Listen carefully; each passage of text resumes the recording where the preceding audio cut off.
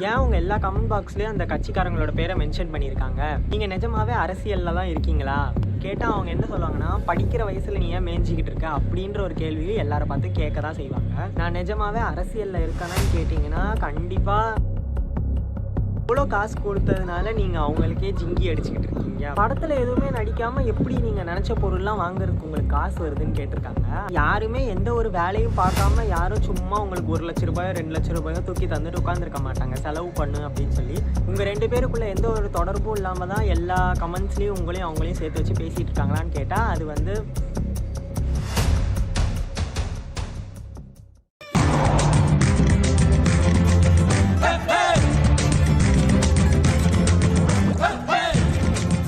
எல்லாருக்கும் ஹாய். நீங்கள் பார்த்துக்கிட்டு இருக்கிறது ஸ்ரீராம் சிவ் அண்ட் நான் உங்கள் ஸ்ரீராம் கௌதம். என்னடா காலையிலே பரட்ட மாதிரி எந்திச்சு வந்து உட்காந்துருக்கேன்னு பார்க்காதீங்க. இப்போது டைம் வந்து கரெக்டாக 6:36 ஆகுது. நான் வந்து இன்றைக்கி இந்த வீடியோ ஷூட் பண்ணலாம் அப்படின்னு சொல்லி நாங்கள் வந்து உட்காந்துட்டேன். ஏன்னா இதுக்கு மேலே நான் டிலே பண்ணிகிட்டு இருந்தேன் அப்படின்னா நான் கண்டிப்பாக இந்த வீடியோ விட்டுருவேன். நம்ம என்ன பார்க்க போகிறோம் அப்படின்னா, நீங்கள் எல்லோரும் வந்து என்கிட்ட வந்து Q&A வீடியோ போடுங்கன்னு சொல்லி ஸ்டார்டிங்கில் கேட்டீங்க. அதுக்கு வந்து ஒரு நேரம் காலம்லாம் வரட்டும்னு சொல்லி நானும் விட்டுட்டேன். அதனால அது இப்போ வந்ததுனால இன்றைக்கி வந்து நம்ம வந்து replying to Instagram Q&A video தான் பார்க்குவோம். நிறையா கேள்விகள் கேட்டிருந்தீங்க. ஃபஸ்ட்டு அதுக்கே நான் ஒரு மிகப்பெரிய நன்றிகள் சொல்லிக்கிறேன். என்னையும் மதிச்சு நீங்கள் அத்தனை கேள்வி கேட்டிருந்தீங்க. அதில் கொஞ்சம் கமெண்ட்ஸ் எடுத்து நான் இந்த ஃபோனில் வச்சுருக்கேன். அதை அப்படியே பேசலாம் ஒவ்வொன்றும் அப்படின்னு சொல்லி தான் நான் இந்த வீடியோ ஸ்டார்ட் பண்ணுறேன். ஸோ நமக்கு ஃபஸ்ட்டு வந்த கேள்வி என்ன அப்படின்னா, small intro about your self.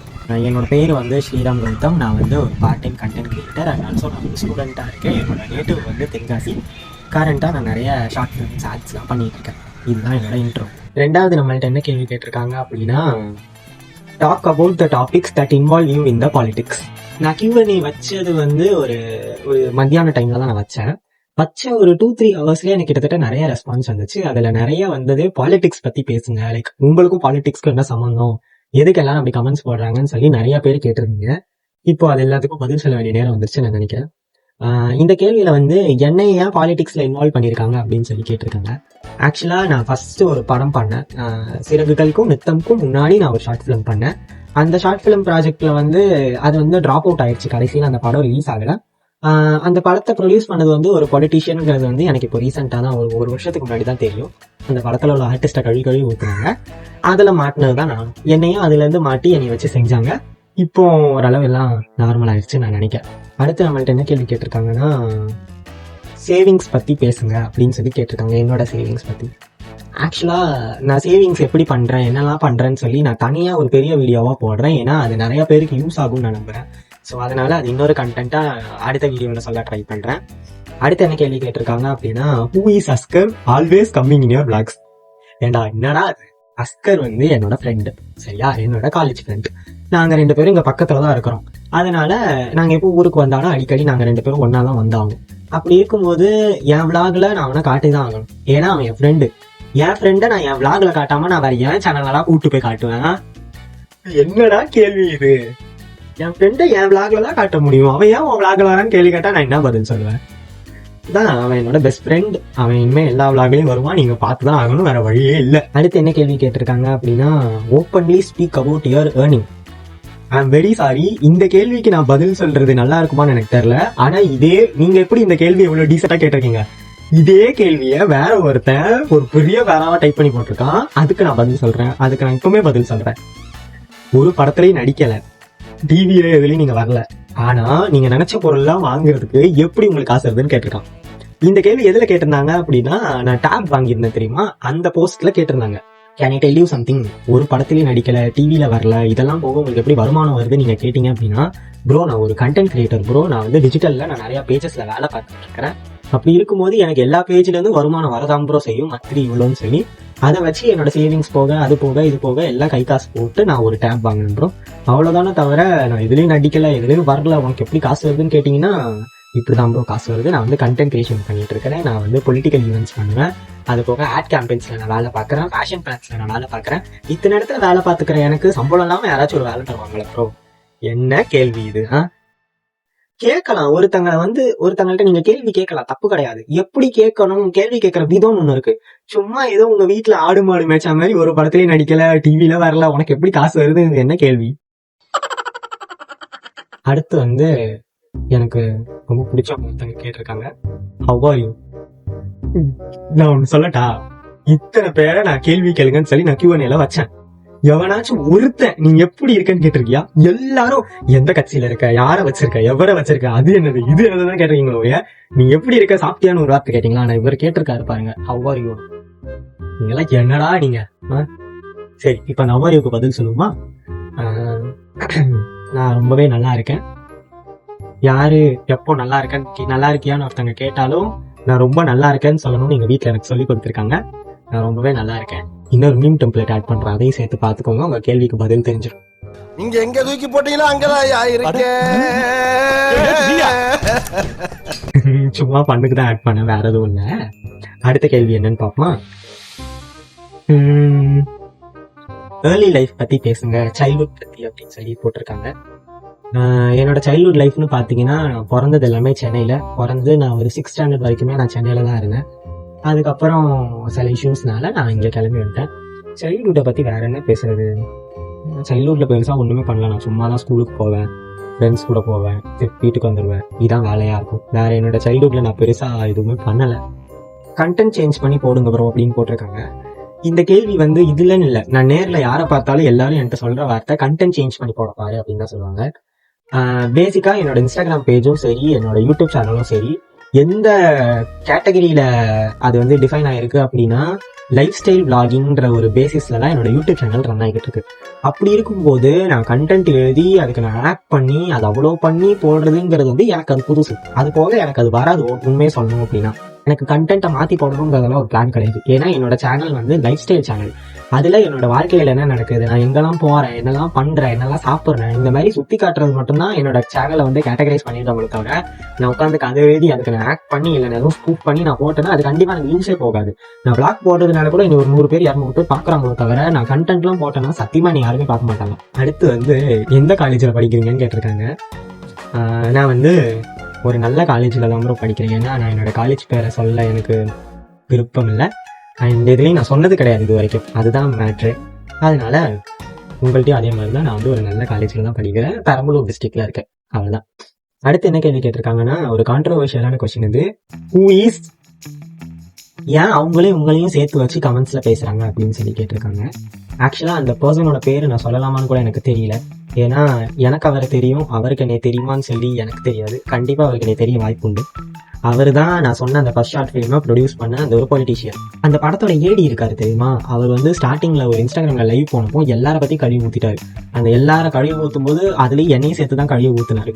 அப்படி இருக்கும்போது அதுல பிடிச்சவங்க தான் இந்த நார்மலா இருக்கிற எல்லாரும் ஃபேக் ஐடி வச்சிருப்பாங்க தெரியுமா, அவங்க எல்லாரும் அதுல பிடிச்சிதான் என்னோட அக்கௌண்ட்ல வந்து கமெண்ட்ஸ் போட ஆரம்பிச்சாங்க. லைக் எனக்கு ரொம்ப பேடா கமெண்ட் வரும் ஸ்டார்டிங் டைம்லலாம். நீ தான் அவனை வச்சிருக்க, இல்லை அவன் தான் அவனை வச்சிருக்கான், இந்த நீங்க அவங்களை ஏமாத்திட்ட, நீ தான் 1 லட்சம் ரூபாய் காசு வாங்கிட்டு நீ அந்த படத்துல நடிக்க மாட்டேன்ட்டு அப்போ எப்படி சொன்னாங்க. நான் 1 லட்சம் ரூபாய் காசு வாங்கினேன் அப்படின்னா நான் இப்படி இருப்பானா சொல்லு? நான் ஏதாச்சும் அந்த 1 லட்சம் ரூபாயில நான் போன் எடுத்துக்க மாட்டேனா? அதை விட்டு சும்மா 1 லட்சம் ரூபாய் காசு வாங்கினேன்னு சொல்லி போட்டாங்க. நான் அதையும் பெருசா கண்டுக்கல. ஏன்னா இப்படிதான் இருக்கும் சோசியல் மீடியானா நமக்கு தெரிஞ்சிருச்சுல. அதனால நான் அதையும் நான் பெருசா கண்டுக்காம தான் இருந்தேன். கழுத பேசுறியா பேசிட்டுமோன்னு சொல்லி விட்டுட்டேன். ஒரு கட்டத்துக்கு மேல அது ரொம்ப எக்ஸ்ட்ரீமுக்கு போச்சு. ரொம்ப கிரிட்டிசைஸ் பண்ணாங்க ஒரு பாயிண்ட்ல. நீ தான் எல்லாம் பண்ண, நீ தான் அதே அந்த கட்சியோட சேர்த்து வச்சு நீ பேச ஆரம்பிச்சிட்டாங்க. நீ தான் எல்லாமே அவங்களுக்கு அப்படி இப்படின்னு சொல்லி பேசும்போது தான் எனக்கு டென்ஷன் ஆகி நான் ஒரு கட்டத்துல நான் ரெஸ்பான்ஸ் பண்ண வேண்டிய சூழலுக்கு போனேன். ஆனா அதுக்கப்புறம் என்னோட ஃப்ரெண்ட்ஸ் சர்க்கிளையும் சொல்லிட்டாங்க, இதுக்கெல்லாம் நீ பதில் சொல்லிட்டு இருந்தேன்னா உன்னால மேலே வர முடியாது லைஃப்ல. உங்க பாட்டுக்கு பேசுறாங்களா, பேசிட்டு போட்டோம் விடுன்றதுனாலதான் நானும் அமைதியா அந்த பிரச்சனையை விட்டேன். ஆனா இப்போ யாரையும் நீ பெருசா ஓட்டுறது இல்லை, அவ்வளவுதான். இது வந்து டே இன் மை லைஃப் vlog போடுங்கன்னு ஒருத்தவங்க கேட்டிருக்காங்க. கண்டிப்பா நான் அதுக்கு பிளான் பண்ணிட்டு இருக்கேன். ஆனா எனக்கு ஒரு நாள் ஃபுல்லா நான் அதுவும் வேலை பார்த்தேன்னா டே இன் மை லைஃப் போடலாம். ஆனால் எனக்கு ஒரு வேலையும் இல்லை, நான் இப்போ வீட்டில் சும்மா தான் இருக்கிறேன். அதனால நான் சும்மா இருக்கேன்னு சொல்லி தான் எடுத்து வீடியோ போட முடியும். நான் என்னைக்காச்சும் ஏதாச்சும் வேலை இருந்துச்சு அப்படின்னா அன்றைக்கி நான் கண்டிப்பாக டே இன் மை லைஃப் vlog எடுத்து போடுறேன். அண்ட் காலேஜில் டே இன் மை லைஃப் எடுக்கலாம் அப்படின்னா எங்கள் காலேஜில் ஃபோன் அளவு கிடையாது, அதனால ஒன்றுமே பண்ண முடியாது நம்மளால. ஸோ நீங்கள் சொன்ன மாதிரி கண்டிப்பாக டே இன் மை லைஃப் vlog வந்து நான் வீட்டில் இருக்கிற டைமில் நான் எடுக்க ட்ரை பண்ணுறேன். அடுத்து வந்து ஒருத்தங்க எனக்கு ரொம்ப பிடிச்ச கேள்வி கேட்டிருக்காங்க, டெல் அபவுட் சினிமா அப்டேட்ஸ் சொல்லி. என்னோட சினிமா அப்டேட்ஸ், நான் சினிமா வர அளவுக்கு பெரிய ஆள்லாம் இல்லை. நான் இப்போதைக்கு என்ன கரண்டாக பண்ணிட்டு இருக்கேன் அப்படின்னா, நான் இப்போ அப்கமிங்ல நிறைய ஆட்ஸ் சைன் பண்ணியிருக்கேன். தென்காசி பேஸ்ல உள்ள ஆட்ஸ் நான் நிறைய சைன் பண்ணியிருக்கேன். அண்ட் அது போக 2 ஷார்ட் ஃபிலிம்ல ஒரு ஷார்ட் ஃபிலிமுக்கு எல்லாமே முடிஞ்சிருச்சு. இன்னும் ஷூட்டிங் டேட் மட்டும் தான் சொல்லணும். அண்ட் ஆல்சோ அது போக இன்னொரு இடத்துல பேசியிருக்க ஷார்ட் ஃபிலிம்காக அவங்க இன்னும் எனக்கு எந்த அப்டேட்டும் தரல. அவங்க ஐ திங்க் இப்போ தான் ஸ்டோரி ரைட்டிங்கில் இருக்காங்கன்னு நினைக்கிறேன். அது 2 ஆச்சா. அது போக முன்னாடி நான் பண்ண ப்ராஜெக்ட் அப்படின்னா ஒரு வெப் சீரிஸ்ல 2 எபிசோட் ஒன்று பண்ணியிருக்கேன். அது வந்து இன்னும் கொஞ்சம் நாள்ல ரிலீஸ் ஆகிறதுக்கு சான்சஸ் இருக்குது. அது எப்போ ரிலீஸ் பண்ணுறாங்கன்னு சொல்லி எனக்கு தெரியல. அதில் நீங்கள் என்னை பார்க்கலாம். ஆங்கரிங்காக ஒரு வாய்ப்பு கேட்டிருக்கேன், அவங்க எனக்கு கொடுத்தாங்க அப்படின்னா அதுலேயும் நீங்கள் என்னை பார்க்கலாம்.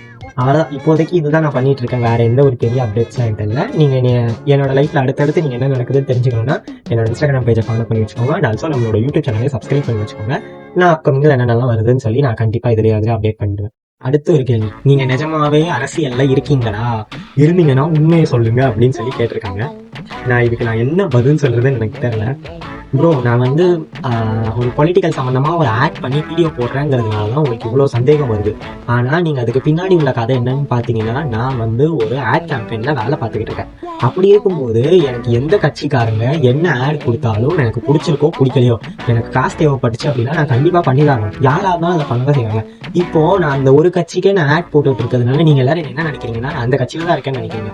ஆனால் அது கிடையாது. எனக்கு மற்ற பொலிட்டிக்கல் பார்ட்டியோட ஆட்ஸ் கேம்பெயின்லாம் நீங்கள் கம்பேர் பண்ணி பார்க்கும்போது எனக்கு இதில் அதிக இன்கம் வருது. சத்தியமா சொல்றேன், ஒரு 4 ஆட் தான் நான் பண்ணேன். 4 ஆடுக்கே நான் 5 டிஜிட்ஸ்ல அமௌண்ட் வாங்கினேன். அப்படி இருக்கும்போது மற்றதுக்கு நான் காசு சம்பாதிக்கிறேன், நல்லா சம்பாதிக்கிறேன் அப்படின்னா நான் இதை பண்ணிட்டு போயிடுவேன். இல்லையா? நீங்க என்ன ஒரு 10 நாள் பேசுவீங்களா, இல்லை 15 நாள் பேசுவீங்களா, நீ அந்த கட்சியில இருக்க, நீ அவனை வச்சிருக்க, நீ வச்சிருக்கேன்னு சொல்லி பேசிட்டு போ. எனக்கு அதுல இருந்து ஒரு 4 காசு வருதுன்னா நான் கண்டிப்பா சந்தோஷமா அதை பண்ணிட்டு தான் போவேன். அதுக்காக நான் எந்த கட்சியில தான் இருக்கேன், இந்த கட்சியில தான் இருக்கேன்னு கேட்டா கண்டிப்பா கிடையாது. ஏன்னா எனக்கு பாலிடிக்ஸ் பெருசா எனக்கு உடன்பாடு கிடையாது. நான் சும்மா ஆட் கிரியேட்டரா இருக்கேங்கிறதுக்காக தான் நான் இந்த ஆட்ஸ் எல்லாம் பண்ணிட்டு இருக்கணும். தவிர நான் எந்த கட்சியிலையும் நான் இல்லை. நான் எனக்கு யாரும் ஓட்டு போட காசு தர போறது கிடையாது. நான் எந்த கட்சிக்காரனையும் என் கூட இல்லை. அவ்வளவுதான் உண்மை. அடுத்து யாரும் நம்ம கூட சேர்ந்து ஒரு ஆள் கமெண்ட் பண்ணிருக்காங்க. ஹாய் சார், என்னெல்லாம் சாருங்கெல்லாம் கூப்பிடாதீங்க, சும்மா என் பேர் சொல்லியே கூப்பிடுங்க. என்ன பெரிய கமெண்ட் போட்டிருக்காங்க. ஹாய் சார், நான் ஒரு ஸ்டார்ட் அப் கண்டென்ட் கிரியேட்டர்.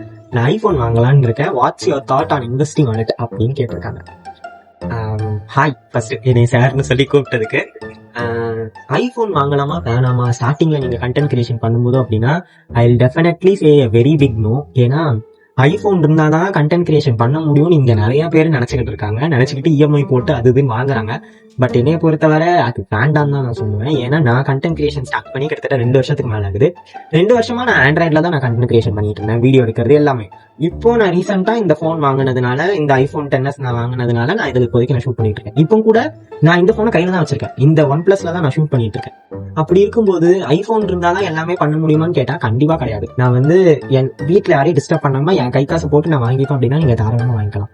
அதை விட்டுட்டு நான் வீட்டுல காசு கேட்டு அவங்கள நச்சடிச்சு நான் இஎம்ஐ போட்டு அதுக்கு சீரழிஞ்சு மாசம் மாசம் காசு கட்டணும் அப்படின்னா அதை நான் கண்டிப்பா வேணாம் தான் சொல்லுவேன். அந்த ஒரு காரணத்துக்காக தான் நான் இன்ன வரைக்கும் போன் எடுக்காம இருக்கேன்.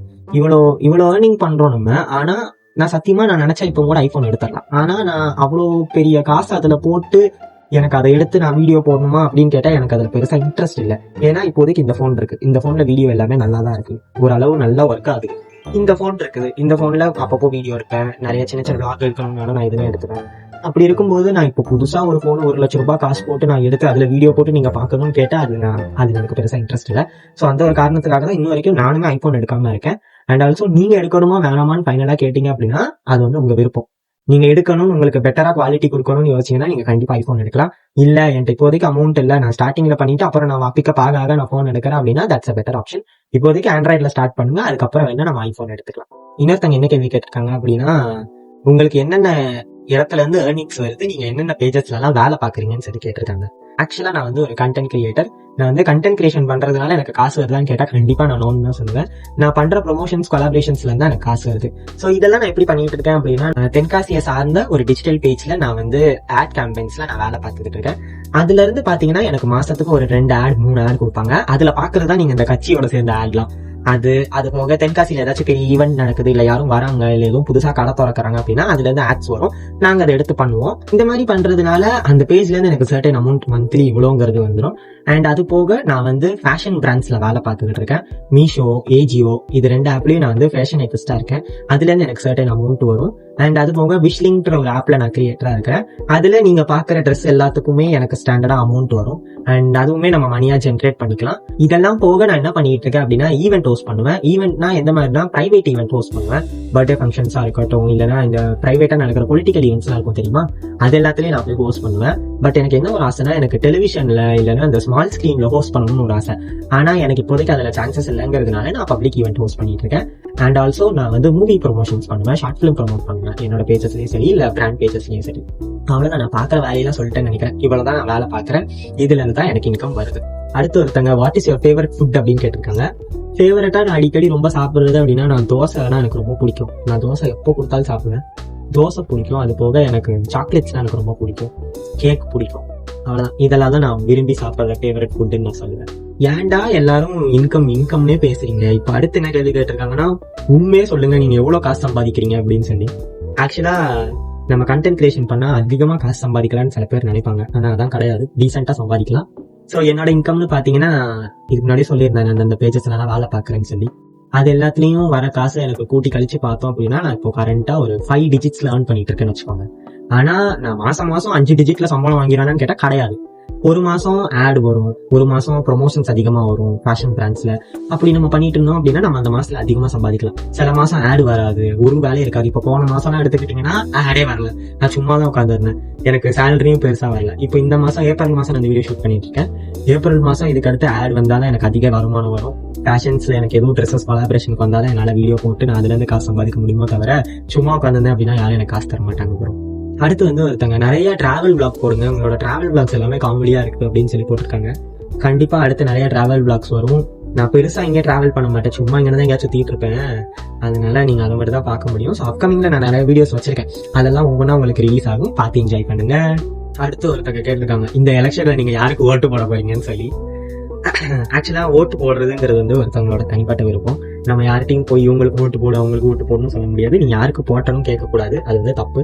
பட் நீங்க என்கிட்ட கேட்டிருக்கீங்க, இருந்தாலும் நான் பதில் சொல்றேன். நான் வந்து யாருக்கு ஓட்டு போடலாம் இருக்கேன் அப்படின்னா, நான் வந்து யாரு நமக்கு நல்லது பண்றேன் அப்படின்னு வாக்குறுதி கொடுக்கறது கிடையாது. யாரு நமக்கு நல்லது பண்ணுவாங்கங்கிறத அனலைஸ் பண்ணிட்டு புரிஞ்சுக்கிட்டு ஓட்டு போடுங்க. தயவு செஞ்சு ஓட்டை வேஸ்ட் பண்ணாதீங்க. ஏன்னா ஓட்டுங்கிறது வந்து எப்பமாச்சும் ஒருக்கா தான் நடக்கும். அதனால இது நல்லது பண்றேன் அது நல்லது பண்றேன்னு சொல்றவங்களை நம்பாம, யாரு நல்லது பண்ணாங்க, இனிமே யாரு உண்மையா இருப்பாங்க அப்படின்னு யோசிச்சு உங்க ஓட் பொண்ணான வாக்கை வந்து போடுங்க. அண்ட் யாரும் கள்ள ஓட்டுலாம் போட்டு வந்துடாதீங்க, அது வேற. கள்ள ஓட்டு போட்டு வந்து என்கிட்டே சொல்லிட்டு இருப்பீங்க நான் கள்ள ஓட்டு போட்டேன்னு சொல்லி. அந்த மாதிரி வேலைலாம் எதுவும் பார்க்காம நல்லபடியா உங்களுக்கு நல்லது பண்ணுவாங்கன்னு தோணுதோ, உங்களுக்கு யாரை பிடிக்குதோ அவங்களுக்கு போய் ஓட்டு போட்டுட்டு வாங்க, அவ்வளவுதான் சொல்றேன். அடுத்து ஒருத்தவங்க கேட்டிருக்காங்க, உங்களை எப்போ நாங்க பிக் ஸ்கிரீன்ல பார்க்கலாம் இல்ல டெலிவிஷன்ல பார்க்கலாம் அப்படின்னு சொல்லி. கண்டிப்பா ப்ரோ, அது எல்லாத்துக்கும் வாய்ப்பு வந்துச்சு அப்படின்னா நான் கண்டிப்பா பண்ணுவேன். அண்ட் இது போக இன்னும் ஒருத்தங்க என்ன தெரியா கேட்டிருக்காங்க, நீங்க பிக் பாஸ் போறீங்களா அடுத்த வருஷம் கேட்டிருக்காங்க. பிக் பாஸ்ல நான் கூப்பிட்டா நான் இருப்பேன், நான் சொல்லுங்க, என்னை கையில பிடிக்க முடியுமா பார்ப்போம். காட்ஸ் கிரேஸ், எல்லாம் சீக்கிரம் நல்லதே நடக்கும்னு சொல்லி நினைச்சோம். பிக் பாஸ்லாம் கூப்பிட்டா நான் கண்டிப்பா கலைக்கு போயிடும் ப்ரோ. ஒரு 100 நாள் அப்படியே போய் என்ஜாய் பண்ணிட்டு அதுக்கும் 100 நாள் நீ உள்ள வச்சிருப்பியான்னு கேட்டா கிடையாது, கூப்பிட்டா போவேன் அங்க பிக் பாஸ்க்குலாம், அவ்வளவுதான். ஸோ அவ்வளவுதான், இவ்வளவுதான் எனக்கு Q&A கேள்வி வந்துச்சு. எனக்கு இந்த வீடியோல என்ன ஒரு விடி அப்படின்னா, நிறைய பேர் இந்த பாலிடிக்ஸ் பத்தியே கேள்வி கேட்டிருக்கீங்க. எனக்கு இன்னும் அந்த பாலிடிக்ஸ் பத்தின கேள்வி இன்னும் நிறைய இருக்கு. அப்படி இருக்கும்போது ஏன் ஒருத்தங்கள்ட்ட இவ்வளவு இது காட்டணும்னு சொல்லி எனக்கு தெரியல. நல்ல கேள்வி நீங்க நிறைய கேட்பீங்கன்னு நான் நினைச்சேன். பட் இதுல ரொம்ப பர்சனல் கொஸ்டின்ஸ் இருக்கிறதுனாலதான் நான் இதை கொஞ்சம் பேசாம இருக்கிறேன். அண்ட் சும்மா ஃபன்னியா ஆன்சர் பண்ணலாம்னு சொல்லி தான் நான் இந்த வீடியோவும் எடுத்தேன். ஒரே ஒரு விஷயம் சொல்றேன், நான் எந்த கட்சியிலையும் இல்லை, அவ்வளவுதான் நான் சொல்லுவேன். இதை வந்து புரிஞ்சுக்கிறதும் புரிஞ்சிக்காததும் உங்களோட விருப்பம். பட் இது எல்லாத்துக்கும் பதில் சொல்லணும்ன்ற ஒரு இடத்துல நான் உட்கார்ந்துருக்கிறதுனால நான் சொல்றேன், அவ்வளவுதான். நான் வந்து இதோட இந்த வீடியோ முடிச்சுக்கலான் இருக்கேன். ஸோ இந்த வீடியோ உங்களுக்கு பிடிச்சிருக்கும் நான் நினைக்கிறேன். பிடிச்சிருந்துச்சு அப்படின்னா மறக்காம லைக் பண்ணிட்டு நம்மளோட சேனலை சப்ஸ்கிரைப் பண்ணி வச்சுக்கோங்க. அடுத்து ஒரு நல்ல வீடியோவில் சந்திப்போம். டாடா, பாய்.